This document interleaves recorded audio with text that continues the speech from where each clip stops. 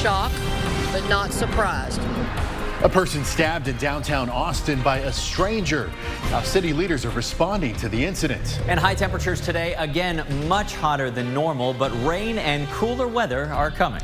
And a good boy doing good work. How a Central Texas pup is helping Hawaii wildfire victims. Well, the search is on for the man who stabbed someone early this morning downtown. Thanks for joining us. I'm Daniel Marin. And I'm Britt Moreno. Now some groups are grasping onto this attack as proof the city isn't doing enough to enforce the camping ban, even though there is no evidence yet anyone involved in this act of violence is homeless. Our Jayla Washington looked into the claims. People may be a little more aware of their surroundings Thursday. A knife attack? Around 5:30 this morning, right next to the Seaholm development near downtown, police say this person stabbed someone.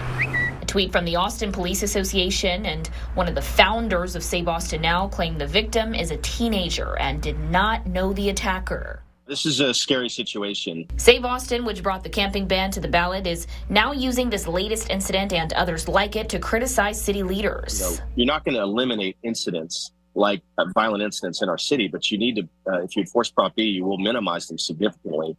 And so this was likely a preventable situation. Matt McCoyak, co-founder of Save Austin, blames a lack of enforcement of the camping ban. Is it fair to say that homeless people are the ones committing these crimes involved directly in these incidents? Of course, not every crime is committed by a homeless person, and nor are we saying that. In this case, we've been credibly told by law enforcement that this was a vagrant, also from people associated with the Seaholm building. The city first lifted the ban back in 2019. According to police data, the next year, the city saw nearly 600 more aggravated assaults. But since the ban went back into effect in 2021, aggravated assaults have continued to rise. More than 3,000 incidents reported in 2022. Mayor Kirk Watson didn't respond directly to Save Austin's criticism, but did have this to say about addressing homelessness earlier this month. I hope to see that we provide a continuum of services. We're moving people out of living homeless. Jayla Washington, KXAN News. And we reached out to all city council members who are on the Public Safety Committee. They either didn't want to comment or weren't available to respond to our request today.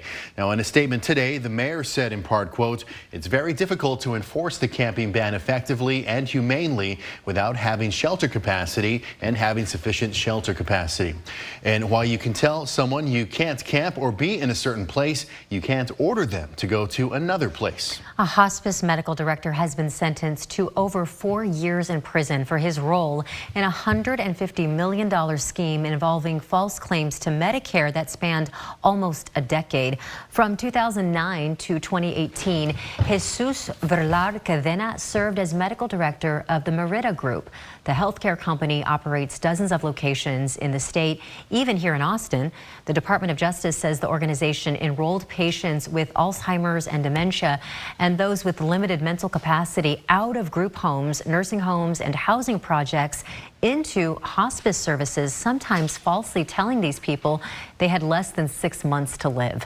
Evidence presented in court shows the Merida Group paid medical director fees contingent upon agreeing to certify unqualified patients for hospice. Cadena also received luxury trips, bottle service at exclusive nightclubs, and other perks in exchange for that certification. Cadena himself certified over $18 million in unnecessary hospice services. 2 other defendants are already in prison for their role in the scheme. First warning weather with Chief Meteorologist David Yeomans. A pretty hot day out there for the last couple of days of September. Live in Westlake, it's 95 on the Lorenz & Lorenz 360 cam. There's downtown, just a few puffy cumulus clouds. We are expecting a mainly dry evening today. Factor in the humidity, and in some areas it feels even hotter than the mercury reads on your thermometer. The heat index 96 in San Marcos, 97 in Luling. We do, unfortunately, with this hot, stagnant air today, have a couple more hours of an ozone action day. This means that pollution levels are a little higher than we'd like. Maybe you can take a step or two to limit how much pollution you are putting out there this evening. Coming up, we'll talk about your weekend forecast, including the UT football game. We're also tracking a significant storm system that could impact us next week with a higher likelihood of rain and some of the coolest weather since May.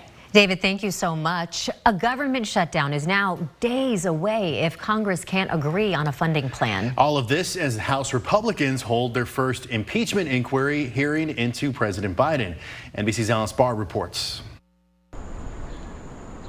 With the clock ticking ever closer to a government shutdown this Saturday night, Senate leadership trying to fast-track a short-term spending bill. Congress has only one option to avoid a shutdown: bipartisanship. But even if it clears the Senate in time, it would likely hit a brick wall in the House, where far-right Republicans are holding out for steep spending cuts and border policy provisions. House Republicans are united in cutting our spending, addressing our border security, but the Democrats in the Senate refuse to go along. Despite the standstill on government funding that could affect millions, House Republicans are moving ahead with their first impeachment inquiry hearing into President Biden, centered on allegations that he helped his son Hunter Biden profit off the family name in foreign business dealings. Joe Biden is the brand. And Joe Biden showed up at least 24 times with business targets and associates sending signals of access, influence, and power to those prepared to pay for it. Hunter Biden's former business partner previously testified that while Joe Biden sometimes exchanged pleasantries with his son's associates, he never talked business with them. Republican star witness, a law professor, undercutting GOP members who say the president could be impeached today. I do not believe that the current evidence would support articles of impeachment. Though he does believe the House has good reason to hold an impeachment inquiry and dig for more evidence. Democrats pointing to reams of documents already uncovered. Not a single page shows a dime going to President Joe Biden. For his part, President Biden in Arizona today giving a speech on democracy, a key focal point of his re-election bid. In Washington, Alice Barr, NBC News. And House Republicans have indicated their Biden impeachment inquiry will continue even if the government shuts down. The White House maintains the president has done nothing wrong. He has repeatedly said he stands by his son as he continues to rebuild his life. Will we see more walkouts? An update on the United Auto Workers strike one day after the former president's speech in Detroit. Plus, millions of cars recalled because the engine could catch fire. What to do if one of them is yours? He was just a trooper. He did his job. He's amazing. He's an amazing dog. But amazing doesn't quite cut it. How a partnership made it possible for a Central Texas officer to help out in Hawaii. Another round of walkouts are possible in the United Auto Workers strike. The UAW says tomorrow morning the union's president will announce a new round of what they call strike targets, calling for workers to walk off the job at noon. Former President Trump spoke last night to a crowd at a non-union auto body parts plant near Detroit. Trump blasted President Biden and his administration's push to move the industry toward all-electric vehicles, something Trump claims will kill union jobs. The White House has repeatedly refuted that claim. Auto workers say they do have long-term concerns about job security when it comes to EVs. Hyundai and Kia are recalling millions of vehicles due to a potential fire hazard. There have been dozens of reports so far of these types of fires.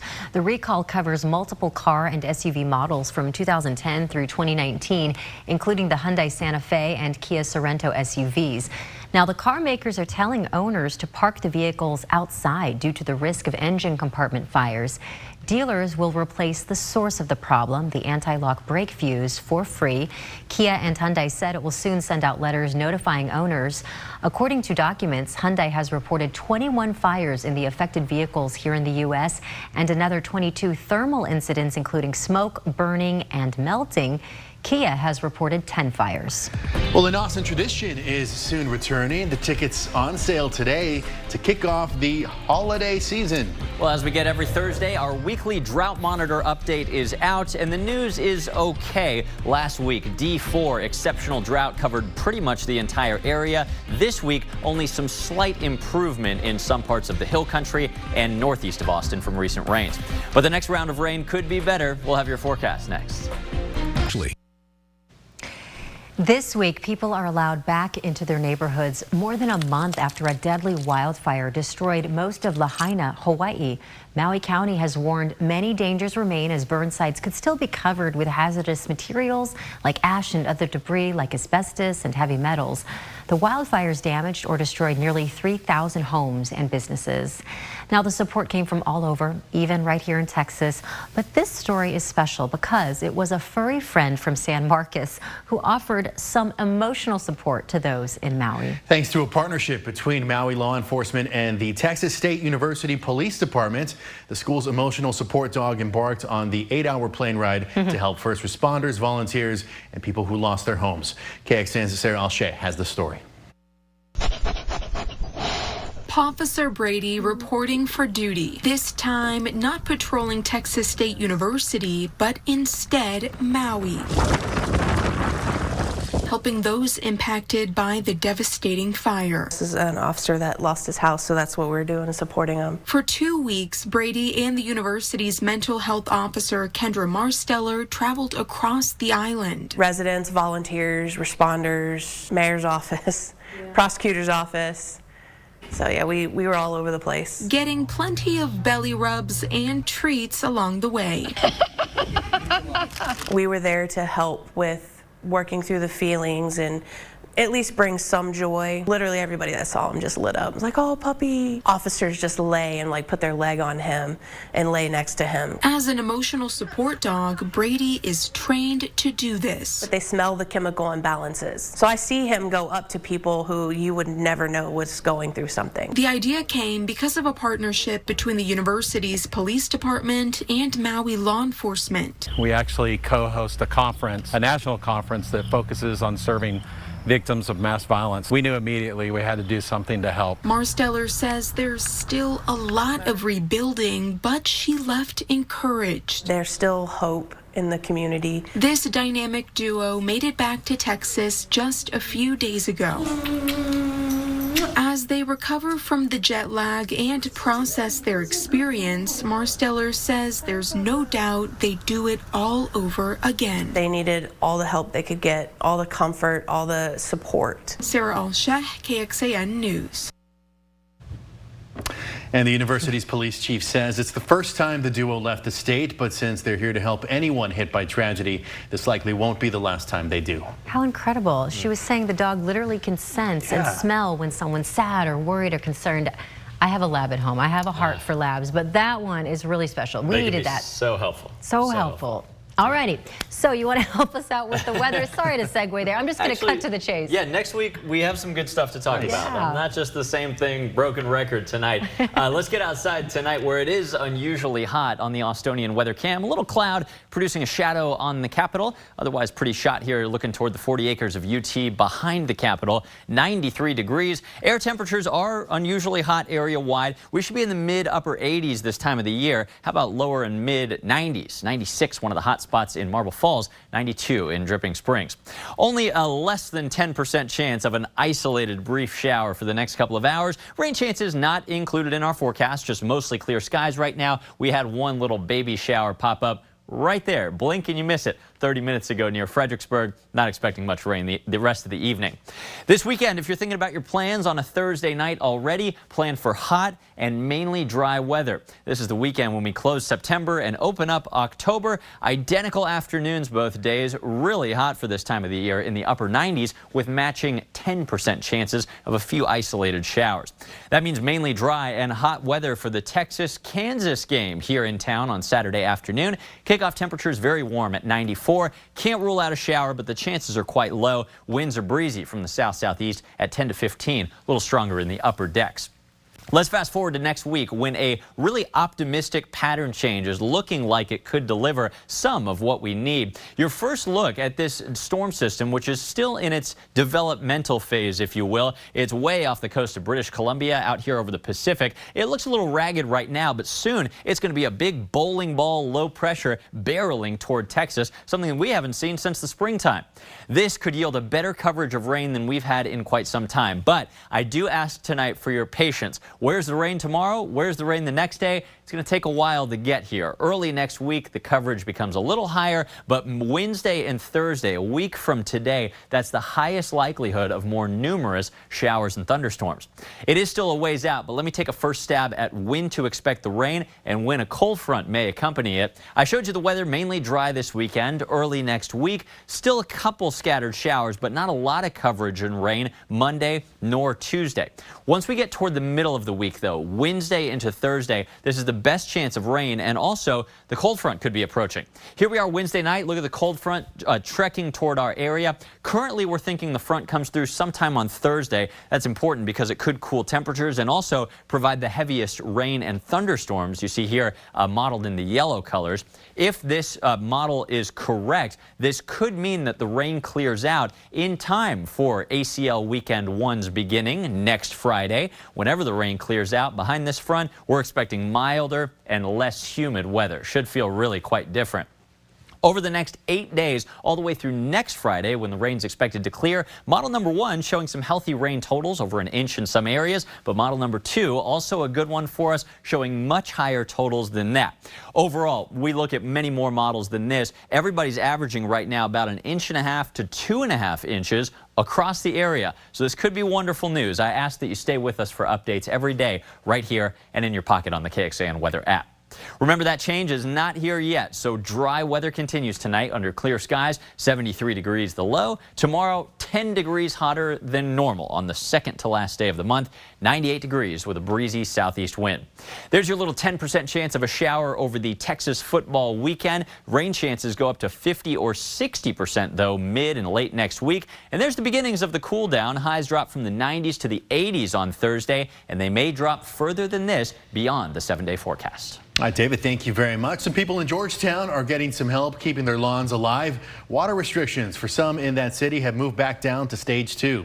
With temperatures starting to cool down, western Georgetown's stage 3 restrictions are being lifted. Water usage in the area has declined, and the city is also getting additional water from Leander. Still, people in Georgetown have to stick to 1 day a week watering outside to that schedule. Pack your bags. A new nonstop flight has been added to the Austin airport, where it's headed and when it's taking off. Right now, after a second night of store looting in Philadelphia, what we're learning about a social media influencer's alleged role in egging on rioters. Also taking stock of your streaming subscriptions. Are you paying too much? On Nightly News. U.S. soldier Travis King is now back in the United States and back in Texas after North Korea expelled him. His flight arrived in San Antonio overnight around 1 a.m. On July 18th, Private King ran into North Korea while on tour of their heavily fortified border. He was immediately taken into North Korean custody. After landing, King was taken to Brooke Army Medical Center in San Antonio, where he will undergo post-isolation support activities. This ideally helps prisoners of war and wrongfully detained Americans reacclimate to being here in the U.S. and deal with any traumatic or post-traumatic stress. United Airlines is working to make it easier for passengers with wheelchairs to fly. Now, that includes improving the online booking process to help those passengers find flights that are best able to accommodate them.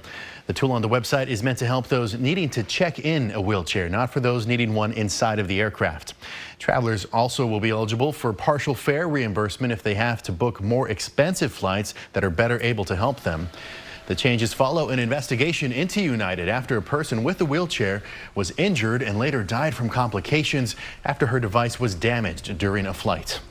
Austin will once again have nonstop flights to Monterrey, Mexico. The new route is the second new nonstop flight announced for 2024 so far, and it comes after Spirit Airlines canceled its route to Monterrey due to lower than expected passenger demand. Viva Aerobus's nonstop flights will begin those coming up in March of next year.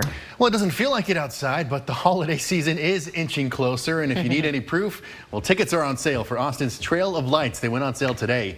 Tickets for the 59th year of the iconic Austin tradition are available online. General admission is free for 7 of the 14 nights of the event at Zilker Park. The other nights are going to cost $8 for anyone at 12 and older, and they do have a limited number of parking passes. Those are available for each night, but you do need to buy those online. Oh, so exciting. And tonight on KXAN, it is the People's Choice Country Awards at 7, followed by the Irrational at 9. Then we're back with your news at 10. Or you can join us an hour earlier for KXAN News at 9 on CW Austin. Here's where to find us.